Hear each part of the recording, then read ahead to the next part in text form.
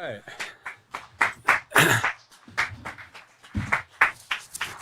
Great to see everybody here tonight. Go ahead and have a seat.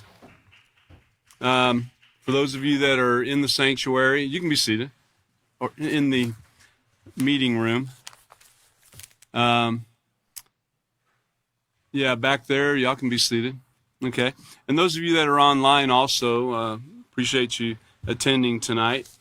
And this building we get to use to have our meetings in. It's great to have it available. Okay. So tonight, for those of you online out there, if you don't have the particular book that we're learning out of today, which is the responsibility unit, you can go at the top of the page up there. If you're on the computer on Facebook, there is a menu there where you can see the different units that we've already been through, and just click on it, and you can choose the responsibility unit, or the others also, but you can choose the responsibility unit, follow along if you don't have the book. And for those of you here at headquarters, we're in the responsibility unit, and we'll be starting out actually on lesson plan 3, page A. That is going to be the first page that we start on there this evening. So if everyone wants to turn there. Okay, so we're starting a new chapter. We're going to do a little bit of review over from the last chapter here in just a moment. But we're starting this new chapter, and this is, a note to the teacher on what we're doing, why we're doing it, and so forth. So, chapter 3, I have a responsibility to myself. Now, that's interesting because it goes along with some other things, which you'll see in the peaceful solution. Everything kind of works synergistically together, But I have a responsibility to myself. And so this is a note for us to understand what we're doing here in this lesson. So as children grow older, keep in mind it's talking about children here because these books were initially designed as the intermediate series, junior high, high school age, and so forth. But, these can be used in all aspects of every age group, in all areas of life.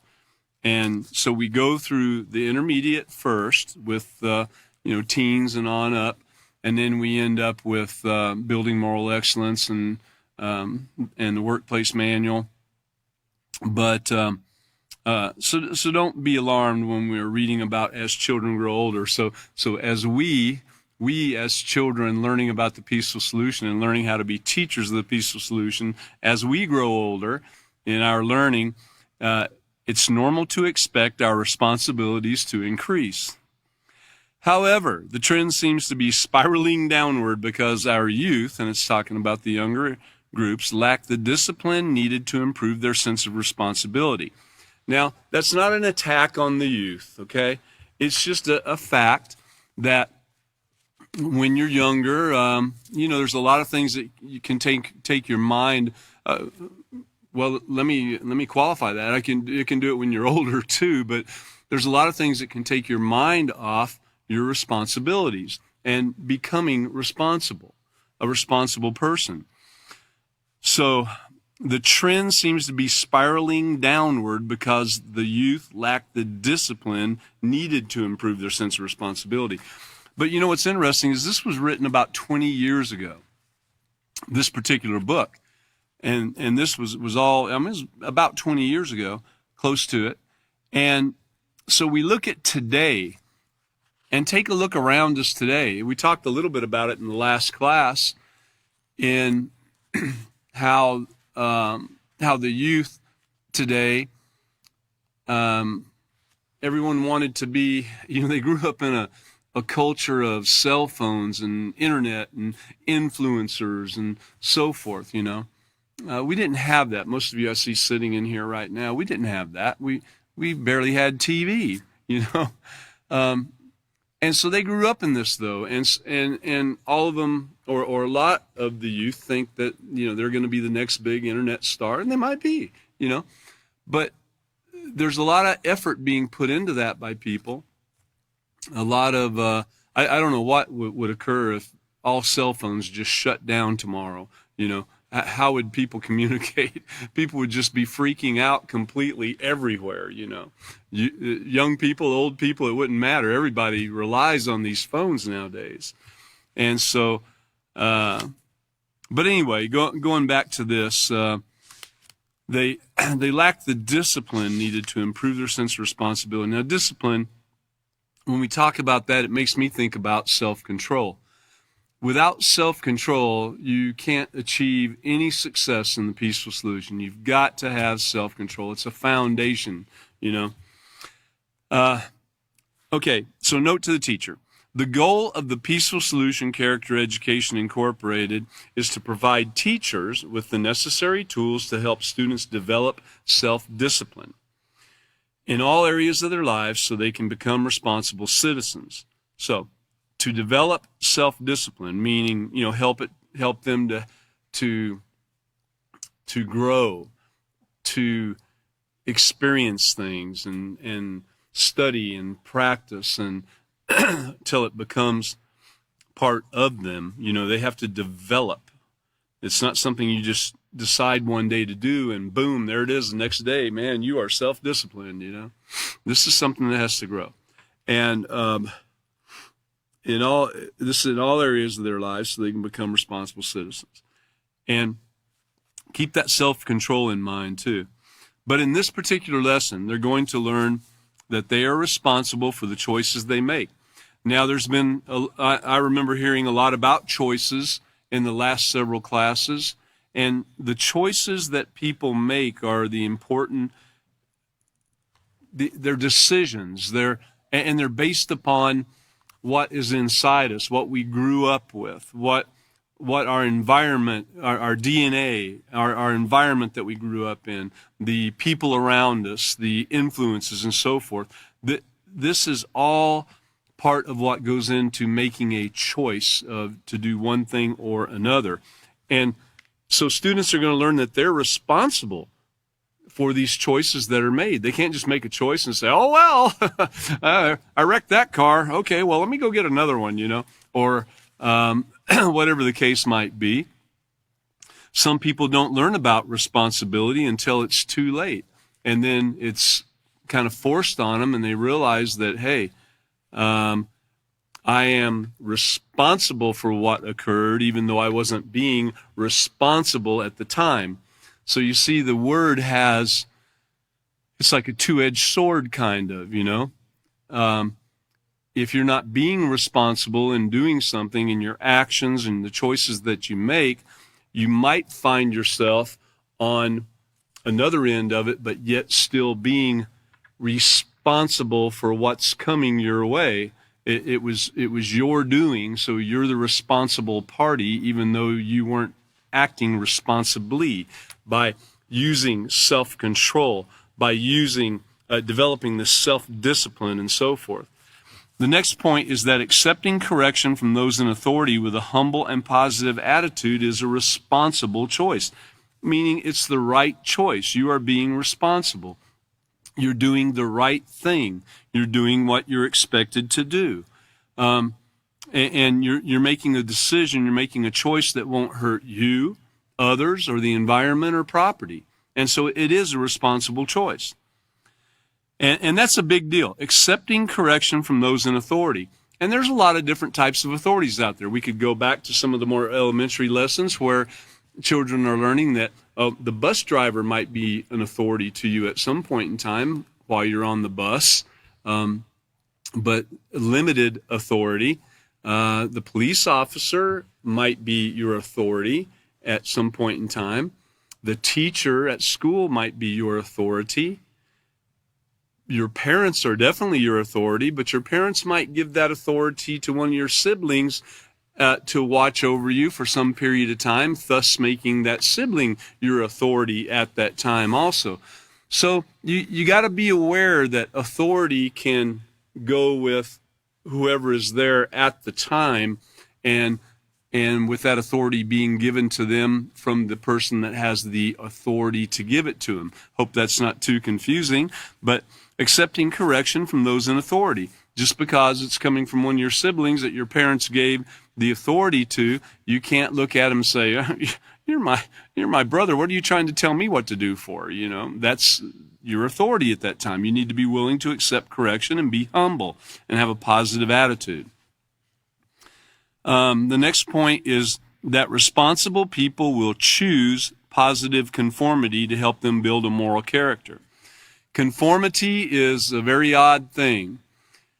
And conformity, we've had classes on conformity too. I remember one of the things that one of the teachers likes to bring up is how you put on a sock and it conforms, or it forms around your foot, And so he uses that as that's what conformity does. If you're around a lot of people that are negative, they can be a negative influence, and you might find yourself conforming to their norms so that you fit in, because peer pressure and wanting to fit in and be accepted is a big deal.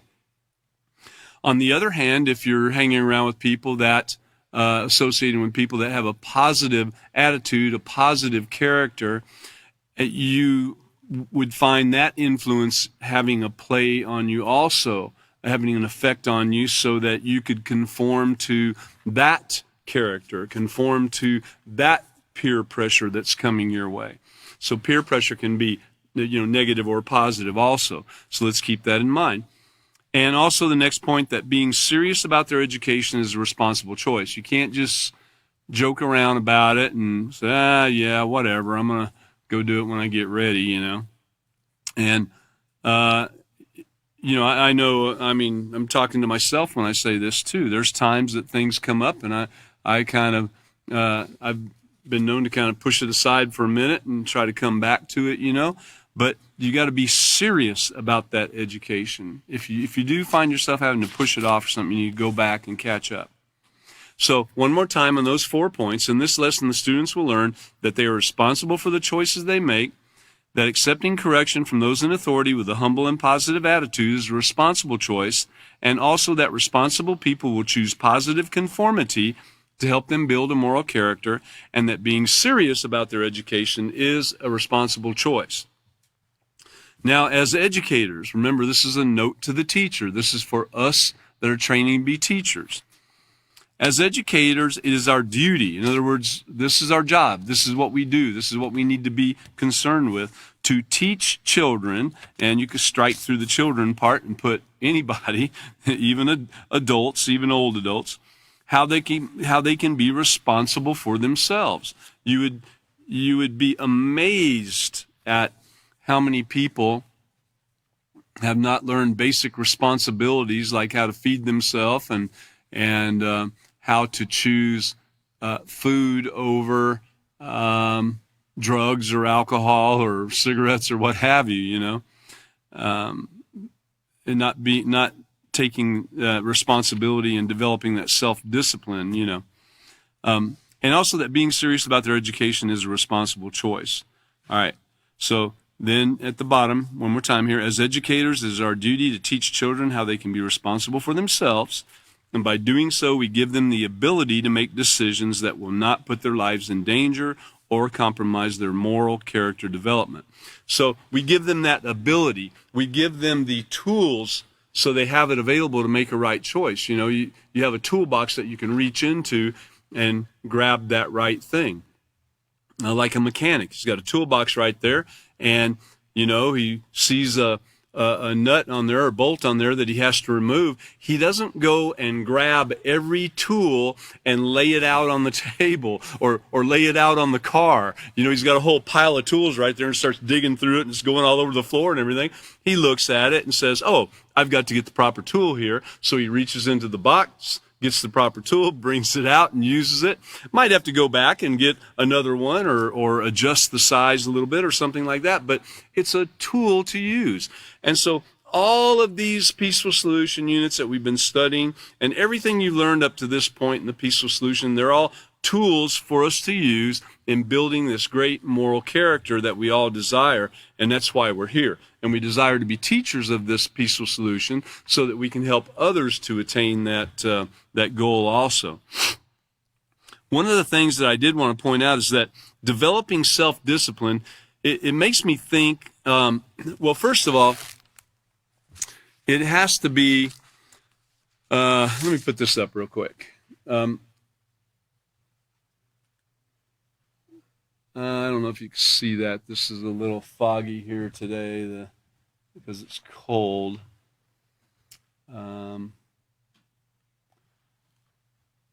Anyway, chapter 2, respect for myself.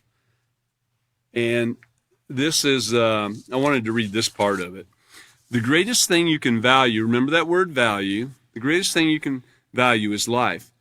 And when you value your own life, you have respect for yourself. So see, we're talking about self-discipline and also respect for yourself. Having self-respect will enable you to handle life's challenges in a positive way and avoid making choices that could have a negative impact on your life. So self-respect is an important step in developing this self-discipline. And that's why we've already been through the character unit, the acceptance and respect and self-control, and here we are in responsibility. But so developing self-respect is a needful thing to develop that self-discipline. And so this has to be a valuable thing in your life. On page 6, and y'all have seen this before, we bring it up all the time on the overhead, values on page 6 in the character unit. You can go there and read about values. I'm going to share a little bit of it. But this has to be something that you value, something that you want in your life and that you're willing to put some effort into, a little bit of sacrifice to get there. And so it has to be something that you believe in. Okay, values are what you believe in or feel strongly about, and they also play a key role in developing your character. The sum total of everything you value becomes your value system. So it's not just one thing. You can't say, I value that self-discipline and that self-respect stuff, but I couldn't care less about all this authority thing and dealing with authority. I'm not humble. I'm not worried about all that, man. But I do like that self-discipline thing. That sounds pretty cool. You can't just choose one thing. It all goes together. Everything that you've learned up till now in the Peaceful Solution, it all works together. And hopefully you will have changed your value system a little bit to the point where all of this means a lot to you and you want this in your life. So values are what you believe in or feel strongly about. They also play a key role in developing your character, and the sum total of everything you value becomes your value system. As you mature and grow, parents share their values with you just like their parents shared their values with them. Isn't it interesting how a lot of people, when you ask them, and I'm going to use this, but are you a Republican or a Democrat? And you'll find out that a lot of people, a vast majority of them, I believe, are Democrat or Republican because their parents were Democrat or Republican, and their parents were Democrat or Republican. Same thing with religion. A lot of people go to a certain church because their parents went to that church or that basic religion, and you find that all the time, where sometimes as young adults, when they get a little bit older, they might decide they want to switch religions. They might be disowned by their family for switching religions. That's a fact. That occurs all the time. And in fact, personal experiences, I knew somebody that was going to get married and fairly young, I guess in their late 20s or somewhere off in there, mid to late 20s, and they were going to get married, and they had everything planned and ready to make a life for themselves and getting a house and all this stuff. And then when the groom's family found out that the bride was a certain religion, it was Catholic, I think, but a certain religion, and that she intended to raise the children in that religion, oh man, it was like nuclear war. It blew up, and they split up because of this thing. And I don't know about the woman, but I know that man, he never ever got married. He didn't want to go through any of that again. And he just said, it's not worth it. And so all his life, so then he lived to be, 70 something years old or 80, somewhere off in there, and died, and all that time he never got married. So anyways, that's just something that values. That's the thing, values. Your parents, what's in them, they share it with you, you share it with your children, and so forth. So the things they care about and consider as important are, for the most part, the same things you care about. And of course, as you interact with people other than your parents, you will adopt other values as well. And a lot of families too, like if there's a family that grandpa was a lawyer and dad was a lawyer, and there's a likelihood that you're going to be pushed to be a lawyer also, or fireman or policeman or what have you. There's a lot of fireman families and a lot of policeman families, especially in the cities. It's their culture, it's what they do, it's how they grow up, and that's what they know, and they get into it too. And they also have that person that they know that can get them in on that job. That's a big deal. So anyway, family members, babysitters, teachers, others, all these people help to shape your character by sharing their values with you. And that's an interesting thing, because in schools nowadays, we see that teachers share their values, and their values may be quite different from what your parents' values are. And so there's a war starting right there too. And then when you have your choice of going on to a university or something like that, I know there's a lot of universities that are coming under fire nowadays because they're teaching, instead of teaching the basic things that people would need to know to have a profession or a job, they're teaching more political and theoretical things that and actually trying to change people's values, and it works to some extent. So anyway, there's lots of values for lots of different people, and just to let you know that those things have an effect on, or can have an effect and influence your character and your development of your character, okay? So back to developing self-discipline and having responsibility to yourself, okay? What we're going to do now is turn on over to Lesson Plan 3, page C. Lesson Plan 3, page C in your responsibility book. And again, the title of this chapter, this lesson plan, is I Have a Responsibility to Myself. And the objective or purpose of this, which it's always listed in the teacher's manual, is the objective or purpose of what you'd like to achieve in this particular chapter. And it gives you a list of materials, and then it starts the procedures. So the objective and purpose is that students will learn that they have a responsibility to themselves to make choices that will support the development of a positive moral character. So we've been talking about responsibility, what it is, how to get it, and we're saying that you also need to have that responsibility to yourself. It's not just responsibility to other people, not just the responsibility of being somewhere when you said you were going to be somewhere at a certain time, or this type thing, but it's responsibility to yourself also. But let's review a little bit real quick. The procedure number 1, review the previous lesson, developing a responsible character, by asking the following questions. So this is what we would do with our class, and if we were in the right classroom experience or situation, we would allow time to discuss it and talk about it. But what role does self-control play in the development of a responsible character? And like we said before, self-control, that's the foundation of a great moral character, so you have to have it. But self-control enables you to stop and think and make right choices to be responsible.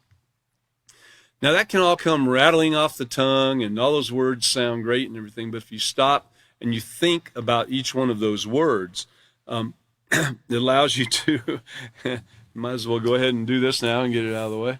It allows you to stop, and it allows you to think and make the right choice. Consider your options and then proceed with the right choice right there. So that's something that we need to be really familiar with doing.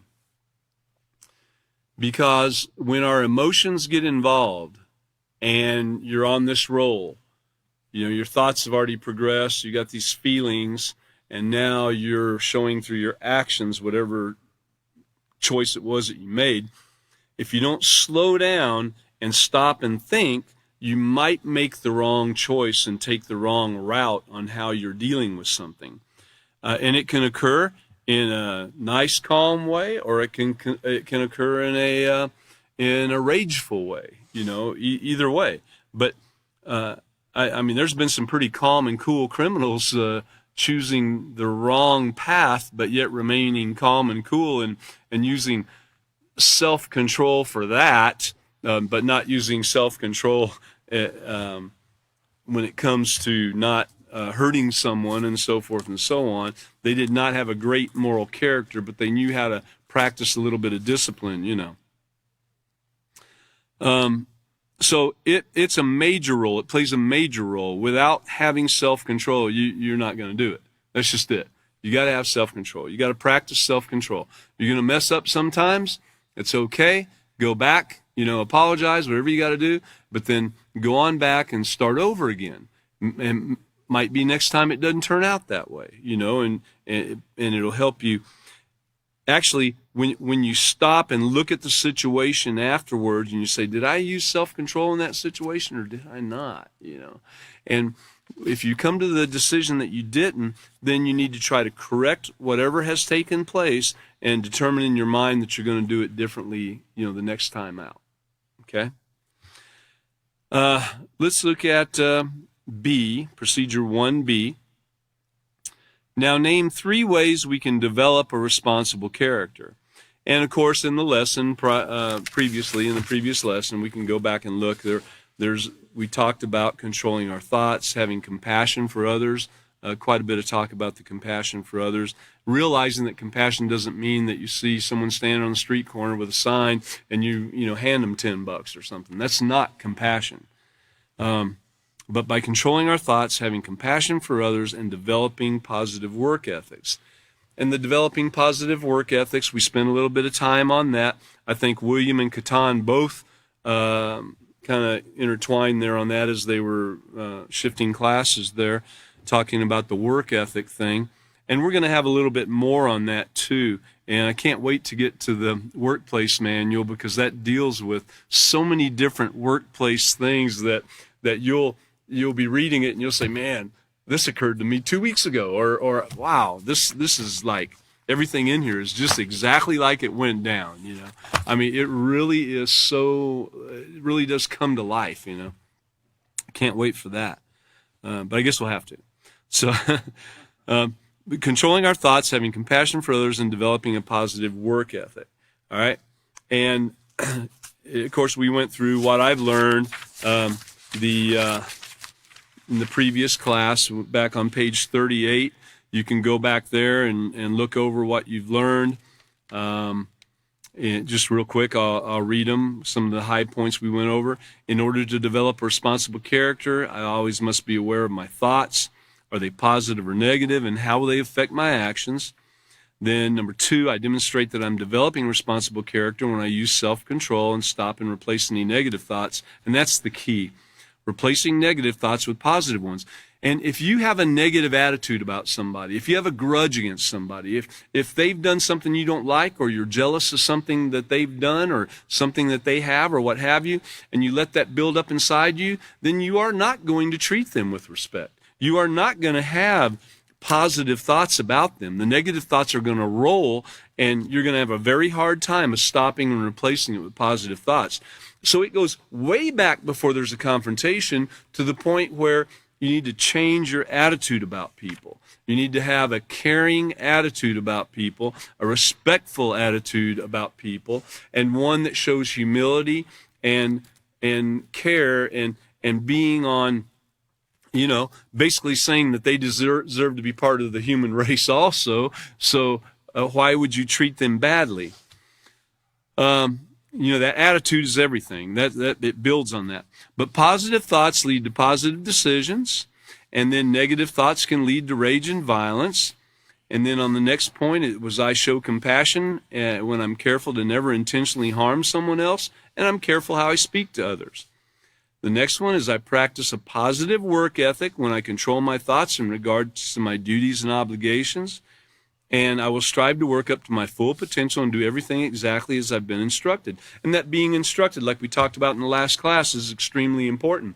Being instructed. Doesn't matter what you think you know. How are you instructed to do it? I know many have learned lessons from the author of The Peaceful Solution. And I remember one time there was there's many different things. A quick one was I'm not going to say that one because somebody could get offended. I'm not going to use that example. Just know that something can be told to somebody to do, and if somebody comes along that has nothing to do with that and butts in and suggests another way to do it and talk the people into doing it another way because it's faster and quicker and they can get it done to great results and it'll be wonderful, they might have just spoiled the entire lesson that was trying to be taught.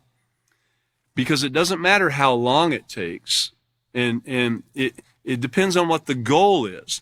Here at the Peaceful Solution, the goal is learning to be obedient. The goal is learning to be respectful and with authority and with your coworkers and so forth. And it's not about getting the job done the fastest or getting the job done to what you might think is perfectly. I gave the example of when I started out in the shipyard painting ships. I liked to paint cars, which takes a lot more detail than ships. But when I started painting ships, man, I stood back and looked, and I'm like, wow, man, that looks great, And everybody else, oh, that's a great job and all. But, the boss, the big boss came up to me one day and said, David, you do really great work. But he said, this isn't a car. It's a boat. He said, we need to kick this in gear a little bit, okay? So I had to adjust my idea of perfection to his idea of perfection because he was the boss. He was the one paying me to do the job. So it wasn't any longer what I determined. It was what he determined, and I needed to be obedient to how he told me to do it. And I did. I learned how to do that. Man, it was tough, though, but I learned how to do it. And then the last point, to develop a responsible character, I must always be aware of my decisions regarding how I treat myself and others, and that I care about the quality of work I do. Yes, the quality of work. Quality of work does not mean... Now, if you're given an open authority to do it however you know how to do it, which that's done many times. Hey, you go and do that job. I know what you're doing. Go for it. Just let me know when it's done. Get it done. Let's get it done as quick as we can, but yet, as great as we can. And so things are done that way sometimes. But we have to learn, though, if we're a painter and we know that the proper way to spray, we overlap, we do everything we're supposed to do, everything's mixed just right and everything, and we're going along. And here comes the boss. He goes, I thought I told you to paint that with up and down strokes. And you look at him like, are you crazy? Nobody does that. No, you need to do it the way he said to do it. So that means you need to now learn how to paint, which, a qualified painter would be able to do it anyway, probably without a problem, but yet it wouldn't be the norm. Some of you might be looking at me now thinking, well, you're crazy. I paint like that all the time. Okay, no problem. It's your choice, unless someone told you to do it differently. Okay, back to the lesson. So, number 2, procedure number 2, it says, ask students how we can be responsible for ourselves. And it says to have students listen to the song, It's Our Responsibility, from the teacher's audio lesson. And we do not have that song available right now, but the words to the song are on page 41. How about that? So in this lesson, we're going to explore several ways that as young adults, and I might say old adults too, can be responsible for the choices they make. They will learn about the importance of accountability. Oh boy, that's a big one there. I mean, it really is a big word, but it's a big word. Accepting the decisions of those in authority. Oh no, not that. And avoiding risky behavior, negative conformity, and peer pressure. Have students turn to and read the Introduction and Adolescence, What It Is, found on page 42 and 43 in their handbooks. That's after we talk about this. Looking at this for just a minute, where it says, accepting the decisions of those in authority, avoiding risky behavior, negative conformity, and peer pressure. It's tough when I used to be in a very competitive industry, and I was vice president and general manager of this place, and I didn't own it though, but I was vice president and general manager, and all the time from actually when I first started selling, and this was cars, I always had a target on my back, because if you were the top salesman or anywhere near the top, you had a target on your back. Someone was always trying to outdo you. When you became sales manager, you had a target on your back because somebody was always wanting to be sales manager or said they could do it better. They could always do it better, you know.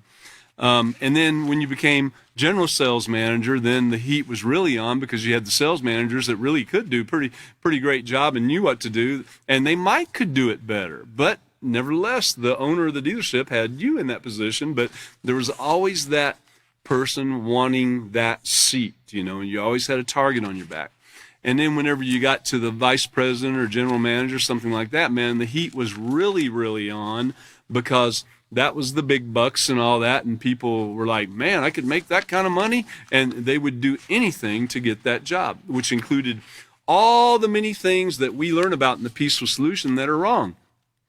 We learn that it's wrong to talk about people and gossip about people. And especially, you know, you're trying to make them lose their job. You know, you find something out about them and well, I heard that so-and-so was out doing this right here. And, you know, I heard so-and-so at his last job did this. Or going to the owner saying, did you know what he did? Well, if we would have done it my way, it would have, you know, and just trying to do that. It's a negative. It's a negative character. You have a problem. You've got a problem with lust, and you have a problem with jealousy and all those things, you know. But nevertheless, it's always out there. It's always coming at you. Even when I knew a man that owned a dealership, and that man, when he got that dealership and owned that dealership, he had a man working for him. This wasn't me, but he had a man working for him that he had hired to be the manager. Well, this manager got to such a point that he thought that he should be the owner of the dealership and that somehow he could take over that dealership and convince Ford or Chevy, you know, GM, whatever. It was a franchise, and convince him to cancel the man's franchise and let him take over. You know, how in the world does a person get to that point of having that kind of jealousy and lust? You know? And another instance that I've seen is where, you know, they would talk about people and tell how other dealers, talking about this dealer down the street, how bad of a job he was doing and how horrible he was, because the dealer was performing. He was selling more cars than everybody else, so they all wanted to talk bad about him, you know, that type thing too. And these are not responsible choices in any way, shape, form, or matter. Everything that we've ever read about and learned about in the Peaceful Solution is not cognizant to that. Those are negative actions. And so it's also considered risky behavior, and it's a negative conformity, all of those things. So we have a responsibility to ourselves to not be that way. We have a responsibility to ourselves to do better. We have a responsibility to ourselves to have the right attitude, to constantly stop and think about what we're choosing to do. If we choose to do the wrong thing, we make a bad choice, or we get sucked into it and maybe we made a mistake, you know, okay, we did it that time. We need to make things right and then go back and start over again. Try to do it right the next time. Determine in our minds that next time something comes up, we'll stop and think about it, and think about all the things we're learning in the Peaceful Solution, putting all of our own, I'm going to call them lusts or desires aside, and all our jealousies aside, and all the things that come into our mind because we don't like this guy, or we perceive he did something to us at one time in our life, or recently, or what have you, or all the many things we can find that we don't like about that individual, and think about it before we open our mouth. You know, that's tough to do. It really, really is. But nevertheless, let's look at this. Let's look at this here. Lost my page. Page 41. Okay, there's the song, page 41. We're skipping a few pages here because there's an activity there that's right in the middle of everything, but we're going right to page 41. Now, this is a song. I guess it could also be considered a poem when you consider the words. It starts out, the title of it is, It's Our Responsibility. When you feel torn apart by decisions you must make, and it seems like problems get you down, take a minute to stop and think that consequences of our actions come around.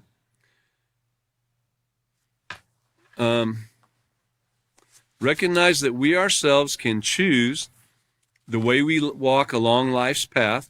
And if there's anything there that just jumps out at you, like that just did, I just made a mark on there. Hey, feel free. It's your book. Recognize that we ourselves can choose the way we walk along life's path, never letting pressure or influential things cause us to turn to anger than to wrath. Because once you hit that anger stage, that wrath stage, and you're out of control, there's nothing anybody can do or say to calm you down. You just got to kind of burn out for a minute, and then, you need to go back and think about what you're doing and saying.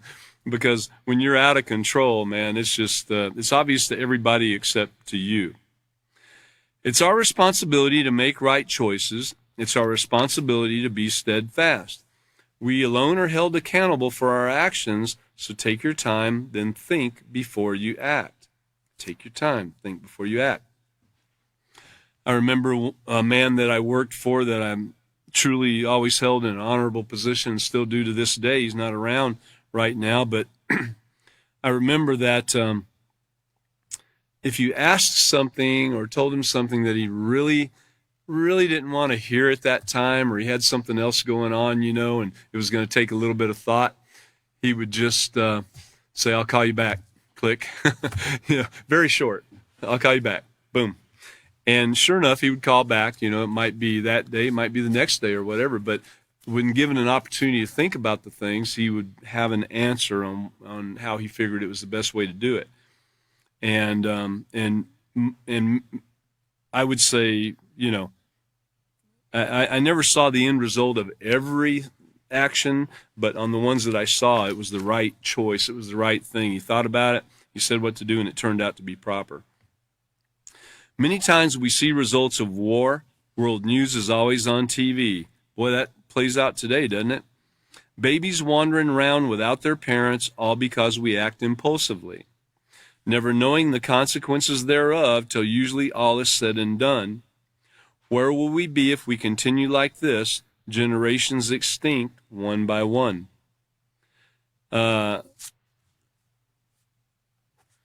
It's our responsibility to make right choices. It's our responsibility to be steadfast. We alone are held accountable for our actions, so take your time, then think before you act. By the way, I was going to sing this for you, and the person who writes some of these songs suggested against it. So maybe we can do it. Take your time to do right. Realize that unity can be. Let's not fight. Diligent effort is what we need to make it right, keeping true peace as the goal in our sight. It's our responsibility to make right choices. It's our responsibility to be steadfast. We alone are held accountable for our actions, so take your time to think, or take your time, then think before you act. There's two things that I made a mark on here that I wanted to just mention briefly. One is in the course when it talks about babies wandering around without their parents because we act impulsively. I was in Walmart not that long ago, actually over by the automotive section, and there was I had seen, in going in the door, I had seen a man and a woman and this little child. Couldn't have been 3, maybe 4 years old, probably 3. Isn't that the terrible threes they call it? I think that's right, isn't it? Or twos, terrible twos. Okay. Well, 2 and 3, whatever. If they haven't learned the peaceful solution, it's the terrible all of it. But so babies wandering around with their parents anyway. So I get in the store and I'm over there, and here's this little child. Parents nowhere to be seen, over in the middle of these big tall aisles, with equipment and parts and oil and whatever on it, dangerous fluids and everything. I'm telling you, they were nowhere to be seen. She was by herself, that same little girl. And I looked around and I saw the parents a couple aisles away, but I mean they weren't really right there. And I thought, man, this is This is crazy. Don't they see in the news where children get snatched up all the time? I mean, all someone have to do is grab that child and put their hand over their mouth and start heading out the door. The likelihood of getting stopped is probably pretty slim. Could occur, I guess, but I mean, I just thought it was just amazing that they were letting her run around like that.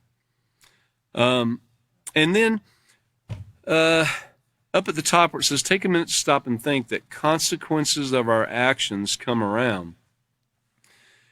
We don't think about the consequences when we're in a fit of rage or any kind of fit, really. I remembered going back and looking at, remember I mentioned in William's class where he had the video showing the baseball coach out there. Did y'all remember that? Some of you saw it. Had the baseball coach out there, just went crazy in front of everybody. I mean, it interrupted the game. And he went around and pulled all the bases out of the ground and threw them. And, really thought, I mean, there were people egging him on and clapping and yelling and all that stuff. And he was just being a total nut out there, And so all the world got to see him doing this. It was amazing. I don't know how his career's going now or anything, but I thought that was really crazy. The consequences of those actions. So what are the consequences that came from his? Well, he might have lost his job. He might not get hired by any ball club or something that wants somebody that's a little calmer and cooler than that. But when we think about the things that we do too, I remember a guy that his order wasn't correct at McDonald's one day, and so he just, and it had occurred kind of over and over again. So this time he just took his milkshake that wasn't made to his liking. He walked in, he was standing in line. He didn't like standing in line, so he just reared back and threw it, and it went all over the place. And all these people that were in there and they just looked at him like he was an idiot, Well, he was. But what occurred, I don't actually know, but I don't think there was any kind of criminal action or anything like that taken against him. But, I mean, it was an amazing thing. What were the consequences that came to him? Well, surely that has stuck with him some of his life if he ever thought back on his actions that he had when he was younger. How stupid. What a stupid thing. And who did it hurt? How did it affect others, What about the people that were there and in customer service or something like that and stood there and went through that and did they think it was their fault or who knows what occurred? Maybe someone went and killed themselves over it or something. Who knows? I mean, we don't see all the consequences of whatever actions that we've done, and but there's a ripple effect that's far and wide. So it's our responsibility, and when you look at these words on here, some of them really do jump out. It's our responsibility, when you look at the course, to make right choices and to remain steadfast. And no one else is being held accountable for our actions, though the consequences spread, but we are being held accountable for it. And whatever we do does affect us, even though we might not think it affected us. It does. So take your time and think before you act. Okay. Going back to the lesson plan, after that, page 41, we're going to now turn to the introduction, adolescence, what it is, found on pages 42 and 43 in the handbook. And let's go ahead over there.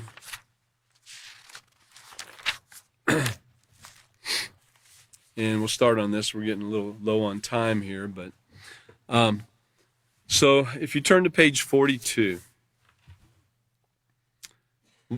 one of the things I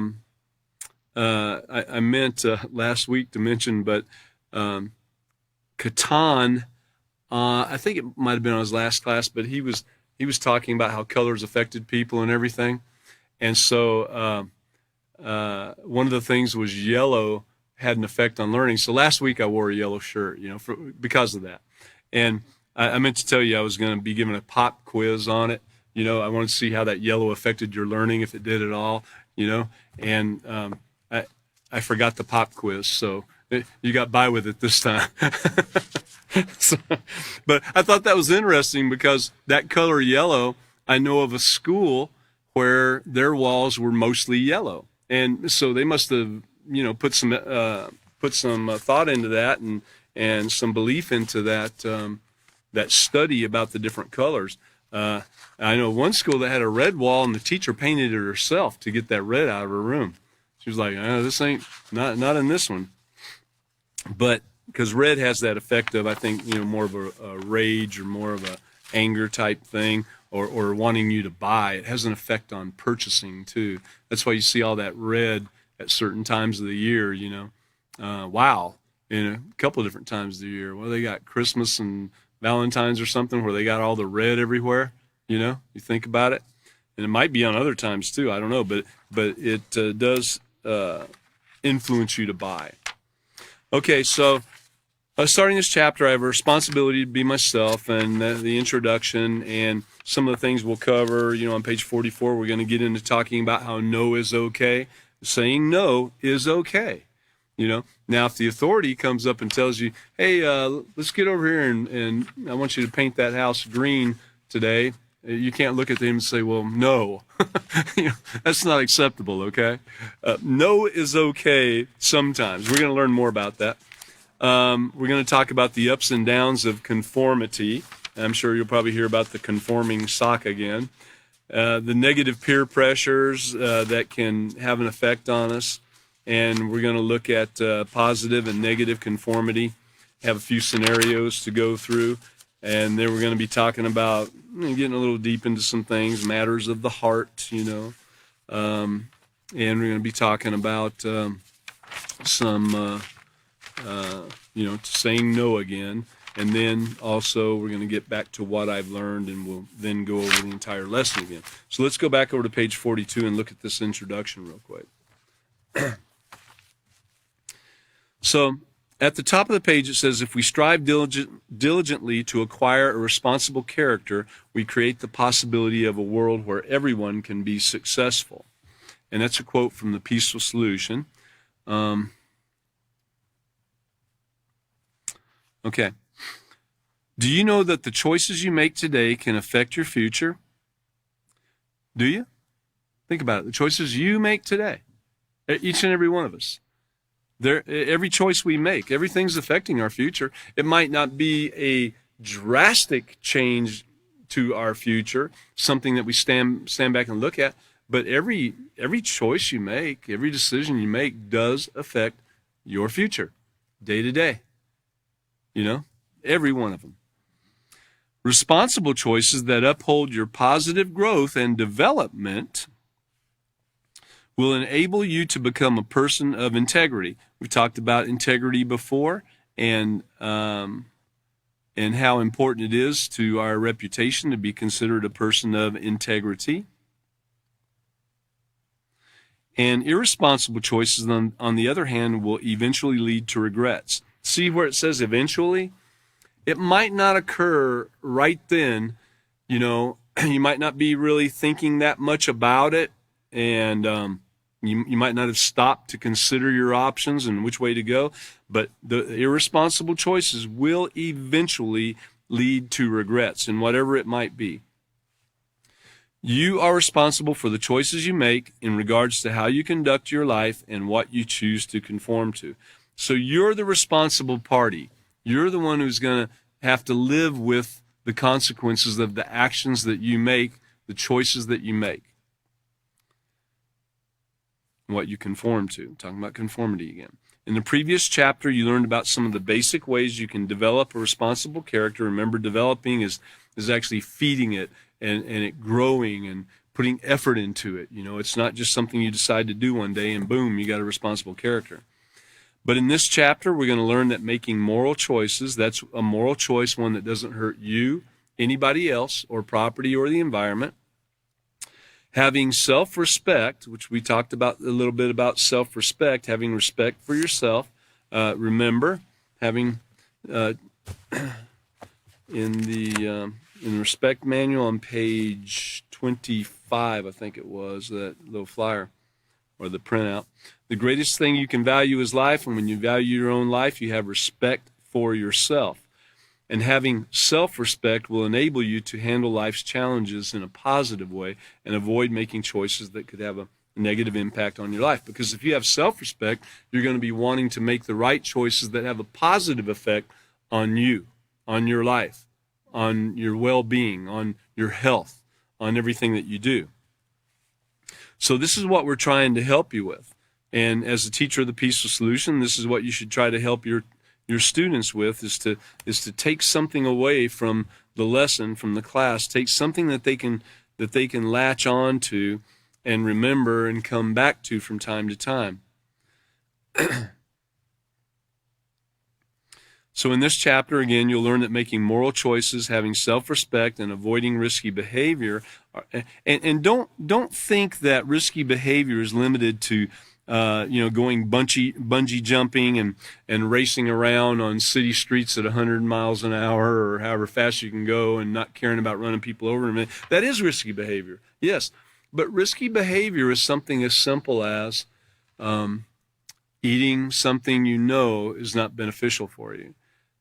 Risky behavior is as simple as deciding to go against the instruction that was given to you by an authority figure. That's risky behavior. You might be risking your job, your livelihood, your well-being, your reputation, So remember, risky behavior covers a lot of ground. It's not just about daredevils, like they call them, So avoiding risky behavior, all these are ways you can be responsible and accountable for your own health and well-being. The fact is, you can't do whatever you want to do, just whatever's right in your own eyes, and not suffer the consequences of your actions. That's why we all have authority over us. And what I've seen is, and what we've been taught is, if you can't learn to accept authority, you're never going to be in authority.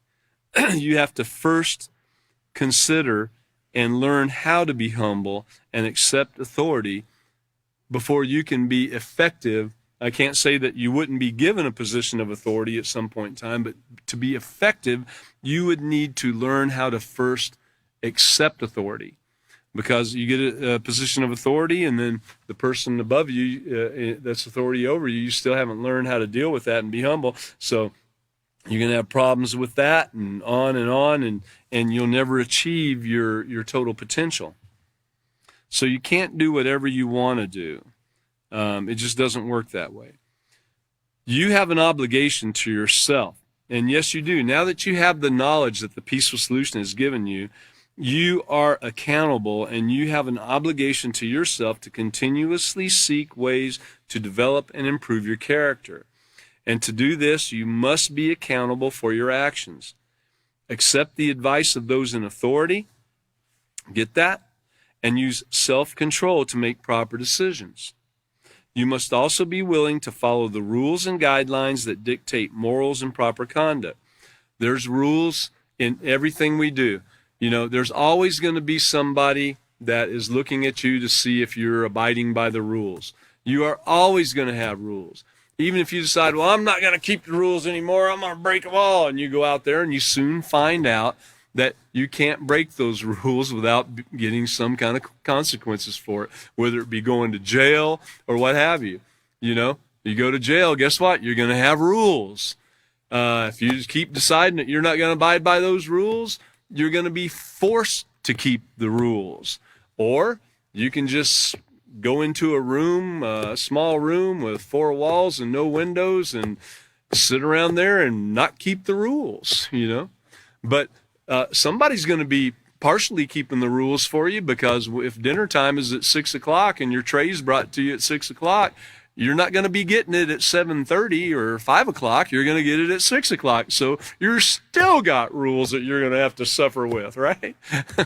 So you can't just do everything your own way. You got to be willing to follow the rules and guidelines, and the ones that dictate morals and proper conduct. And doing it on our own is building character. When you hold yourself to a high standard, you're being responsible for the gift of life that you've been given. Thanks for coming tonight, and for those of you online, thanks for being here.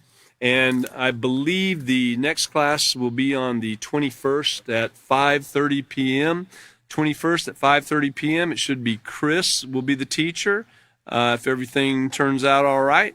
The 21st at 5:30, and Chris should be here, and we'll still be in the responsibility unit, and probably going over page 42 and 43, and then on from that point.